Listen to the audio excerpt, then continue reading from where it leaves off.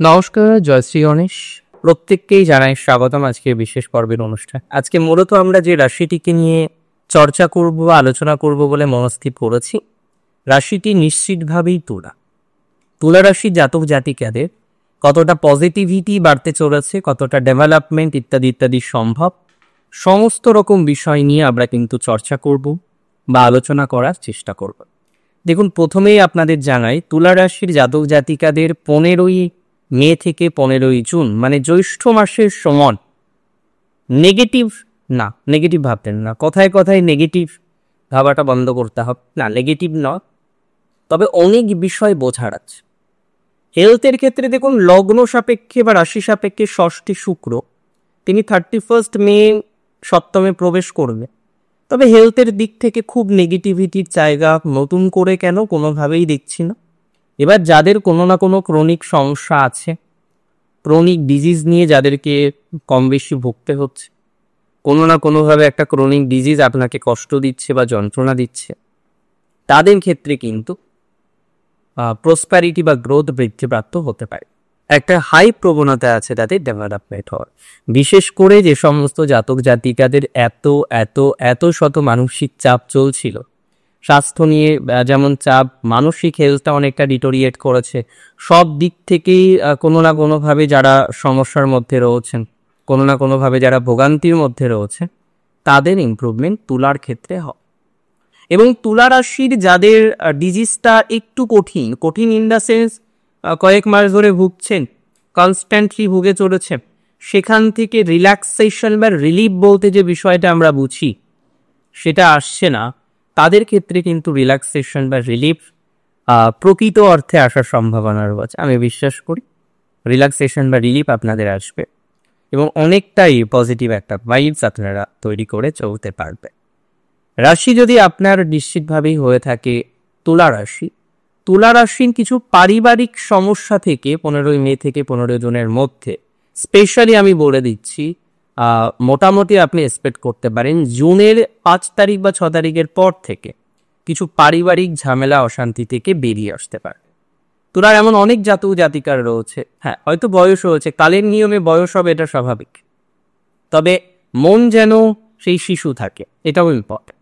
তো তুলা রাশির অনেকের বয়স হয়েছে এবং অনেকেই খুব চিন্তার মধ্যে আছেন, পরিকল্পনা করেও পরিকল্পনা করতে পারছেন না, ফিউচার প্ল্যান করেও বারবার পিছিয়ে আসতে হচ্ছে, কেননা এখানে নানা রকম জটিলতা, নানা রকম অশান্তি বারবার আপনি ফেস করছেন।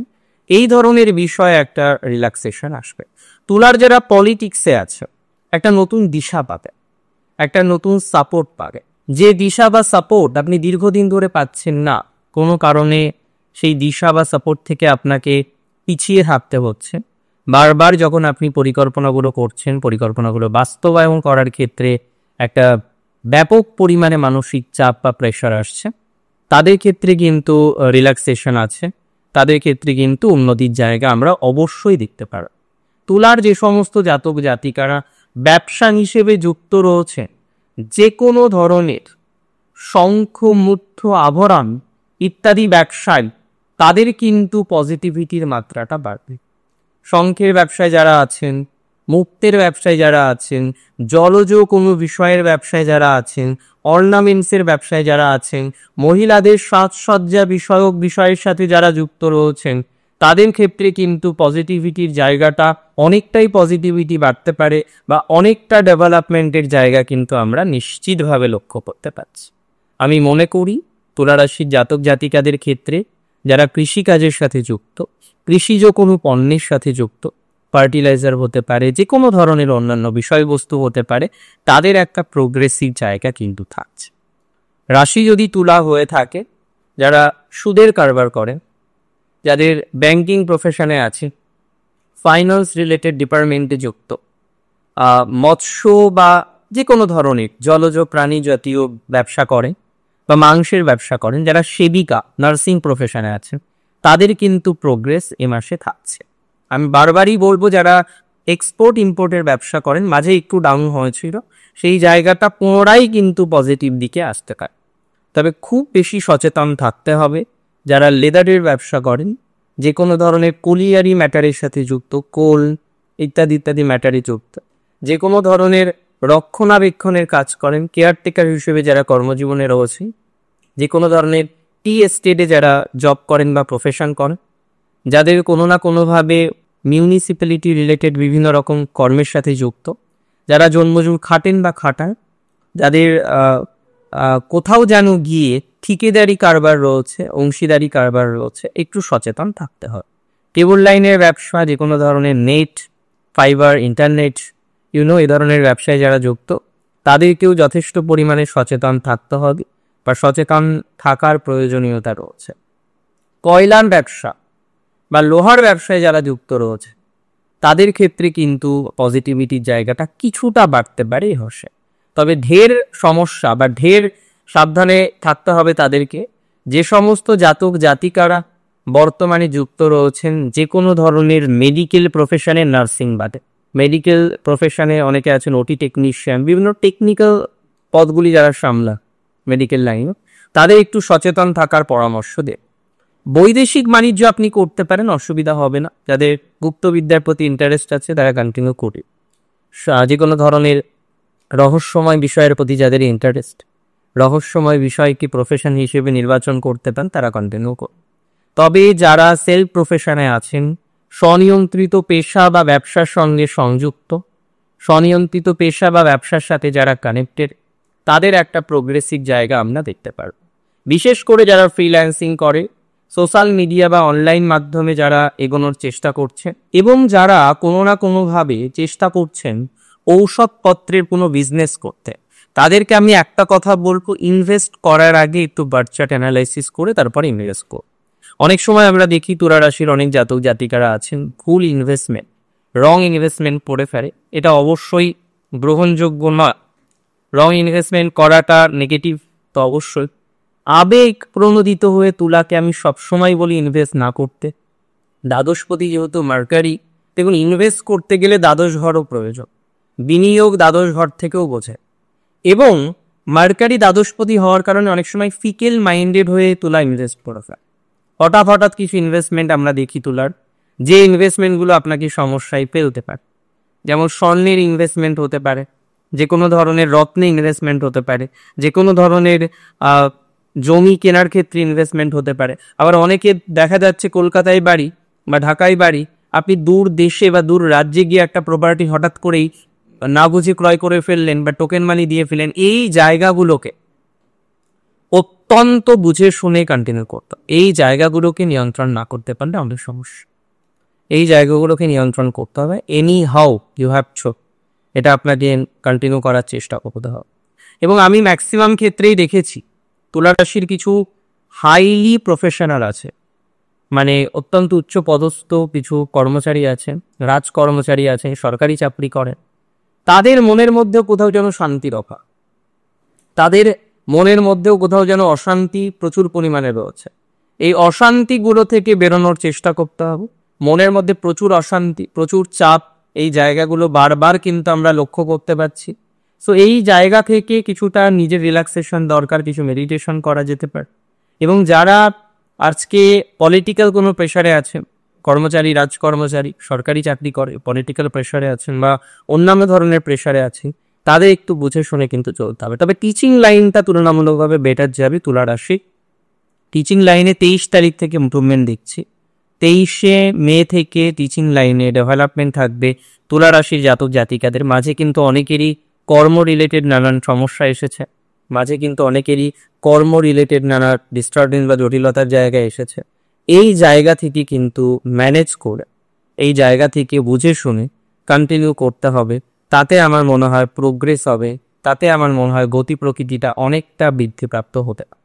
তুলা রাশির জাতক জাতিকাদের ক্ষেত্রে যারা শুক্রের বৃত্তি করে, মানে শুক্রের আবার কি বৃত্তি, শুক্র নির্দেশিত বৃত্তি, যেমন হতে পারে আপনি পানশালা চালান, পানশালায় শুধু শুক্র নয় রাহুও দরকার হয় পরের লিখে রেখে। যারা হোটেলের ব্যবসায় আছে, প্রসাধনীয় বিষয়বস্তুর সাথে যুক্ত, যদিও অনেক ক্ষেত্রে আমরা প্রসাধনীয় বিষয়বস্তুতে চন্দ্রের ভূমিকাও দেখি, তো এই ধরনের বিষয়ে যারা যুক্ত আছেন তাদের কিন্তু গ্রোথ বা প্রসপ্যারিটি আছে। তবে পার্টনারশিপ বিজনেস করলে আমি বলবো একটু সাবধানে সচেতন হয়ে চলাফেরা করতে, তা না হলে কিন্তু সমস্যা হতে পারে। পার্টনারশিপ বিজনেস মানে অংশীদারি ব্যবসায় তুলা রাশির টাইমিংটা একটু সমস্যা, একটু জটিলতার বলে আমার মনে হলো। তবে যারা আইন ব্যবসায় আছেন, আইন সংক্রান্ত বিষয়ের সাথে কানেক্টেড, যে কোনো ধরনের উকিল, ব্যারিস্টার, এই ধরনের ম্যাটারে যারা যুক্ত, তাদের প্রোগ্রেসিভ জায়গা আমরা দেখতে পাচ্ছি। রাজনীতিতে প্রোগ্রেস দেখতে পাচ্ছি। আমি বললামও রাজনীতির পথের আগেই বলেছি। যারা গ্রন্থ রচনা করেন, গ্রন্থ প্রকাশনা করেন, গ্রন্থ সংক্রান্ত বিষয়ের সাথে যুক্ত আছেন, তাদের প্রোগ্রেস কিন্তু বেশ লক্ষ্য করতে পারেন। তবে সম্পর্কের ক্ষেত্রে তুলাকে থাকতে হবে সচেতন। সম্পর্কের জায়গাগুলো নিয়ে প্রেশার দেখছি, সম্পর্কের জায়গাগুলো নিয়ে চাপ দেখছি। সম্পর্ক থেকে সচেতন থাকতে হবে, সম্পর্কের জায়গা থেকে সচেতন থাকতে হবে। বিভিন্ন রকমভাবে আমরা দেখছি সম্পর্কের জায়গাগুলো আপনার কষ্টে, যন্ত্রণার, মানসিক প্রেশার প্রচুর বেশি। এই জায়গাগুলোকে না মিনিমাইজ করে চলতে হবে। এমনিতে আমি মনে করি যদি রাশি আপনার হয়ে থাকে নিশ্চিতভাবেই তুলা রাশি, তুলা রাশির যাদের ব্রেকআপ হয়েছে, সদ্য ব্রেকআপ হচ্ছে, তাদের একটা হাই পোটেনশিয়ালিটি রয়েছে প্যাচআপ হওয়ার। ব্রেকআপ হওয়া সম্পর্কের ক্ষেত্রেও পজিটিভিটির জায়গাটা আসতে পারে, কিছুটা ডেভেলপমেন্টের সংযোগ বা সম্ভাবনা ব্রেকআপ হওয়ার সম্পর্কে আমরা দেখতে পারবো। কিছু এক্সট্রা ম্যারিটাল অ্যাফেয়ার্সে ছিঁড়ে তুলা রাশি জাতক জাতিকারা, দেখুন আমি বারবারই বলি এক্সট্রা ম্যারিটালে কেউ ইচ্ছা করে জড়ায় না। এবার 100 জনের মধ্যে একজন হতে পারে, তার ধারণায় ওরকম। তবে কোনো না কোনো কারণে, কোনো না কোনো রিজনে ম্যাক্সিমাম ক্ষেত্রে আমরা দেখি জাতক জাতিকারা জড়িয়ে পড়ে বা জড়িয়ে পড়ার একটা প্রবণতা থাকে। তাহলে এখানে বুঝতে হবে যে তুলা রাশির জাতক জাতিকাদের যাদের এক্সট্রা ম্যারিটাল চলছে, আগে ভালো ছিল, এখন অত্যন্ত খারাপভাবেই চলছে আমি বলবো, কারণ কোনো জায়গায় আপনি শান্তি পাচ্ছেন না, তাদের ক্ষেত্রে কিন্তু টক্সিক রিলেশনশিপ থেকে বেরিয়ে আসতাম। সিম্পল কথা সিম্পলভাবে বোঝাই ভালো। এবং কর্ম পরিবর্তনের ক্ষেত্রে আমি রিপিট করি, ষষ্ঠে শনি ভালো করতে, অষ্টম থেকে নবমে বৃহস্পতিও ভালো ফল দেবে। রাহু কেতুর অ্যাক্সিস পরিবর্তন ষষ্ঠ দ্বাদশ থেকে পঞ্চম একাদশ, অন্তত ষষ্ঠ দ্বাদশের থেকে অনেক ভালো, অনেক বেটার, যেখানে আপনার শত্রুতা কমবে, প্রপার ডিরেকশন কিছু কিছু ক্ষেত্রে আসতে পারে।